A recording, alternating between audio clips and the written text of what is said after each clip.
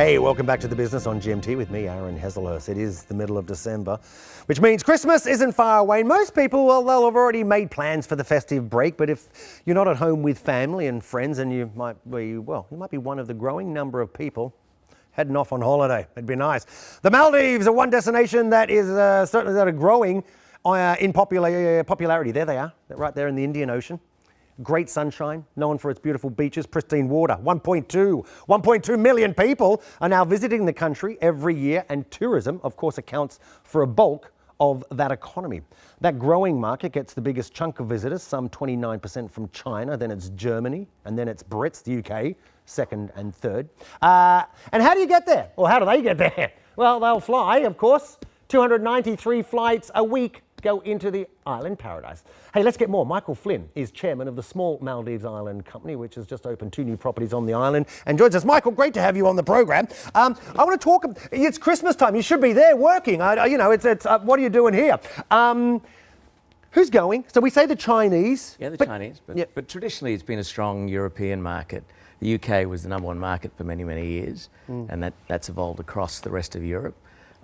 We've got the Middle East, a lot of the rest of Southeast Asia and Asia, and now Australia has discovered the Maldives. That's Australia. Yeah, that's what Australians need, right? More beaches and more beautiful water. But it's interesting. Is it fair to say that the European market really dropped during the financial crisis, and you've said it tapered off. It tapered off, but it's a big bounce back. There is a bounce. There is a strong bounce from the UK, which is terrific. Germany's growing a little bit. But we've got Scandinavia, we've got the Spanish. The Spanish. Now, here's an economy that has really come in leaps and bounds since. Absolutely. So the Spanish are coming, and then you've got most of the Eastern European countries as well. Can you use that as a gauge, as a sort of mini bellwether for the state of the global economy, or if not Europe, the European economy? Right, you've got to think that. I mean, especially the UK was the number one market, slid away. It's coming back strongly. So that's definitely a reflection of how things are going here, I would think. You opened, your company opened 2 new properties. This is one that was opened a couple of years ago, I believe. 2015. This one just opened, the one behind you. Finolhu just opened earlier this year. Yeah. What's amazing about the Maldives is these islands, there's nothing when you start. There's nothing on them, no infrastructure. You have to bring everything, you have to build everything. The costs.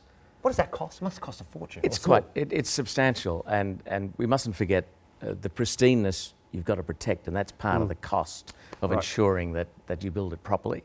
But everything has to come in. The cement has to come in from somewhere. Everything is brought into. But I have read that some resorts, and it's not yours, but some resorts that are open on the Maldives, the cost has ended up being like $2 million a room.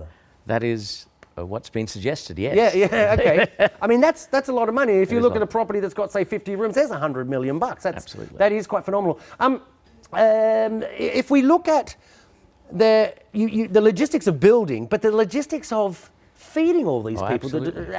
Well, I mean, we get most of our salad, our beef from Australia. We get our charcuterie and cheese from Europe. We get some fruit and veg from around the region. The only thing we actually get from the Maldives is fish, of course. And coconuts? The odd coconut. Yeah. And the odd coconut. But everything has to be brought in, and it's quite a logistics exercise when you've got to get your lettuce the previous day from Australia to land on the plate the next day. That's right. 120 properties, I believe, so far are resorts on the islands in the Maldives. You were telling me that there's 11 new ones in the next 24 months. The demand's there. Is it sustainable? I mean, how do you differ? Yeah, is it sustainable, first of all? The thing is, Maldives used to be just a honeymoon destination. It's now matured in a market. There's now a very strong family market, high-end families who are coming for holidays, who need big residences. You've got couples travelling together. You've got a range of demographic now. It's not just the honeymooner, because they've now got families and they stayed there 15 years ago, and that's the sustainability of it. But no, there's no doubt additional supply will make it more competitive. Okay. You got to get there before they sink, apparently. That's what we keep hearing. That's right, before they sink, Michael. The islands are going down. I'm joking. Michael Flynn, always a pleasure. Thank you very much. Thanks for joining us there. Where are we? There we go. That's it. You can follow me on Twitter. Tweet me. You get me at BBC Aaron. Do you know Lucy and I are like husband and wife, aren't we, in the studio? Agreed, yeah. And a husband and wife, we need a holiday, don't we, Luce? Like a honeymoon of sorts. Aaron, thanks so much. Thanks, Michael.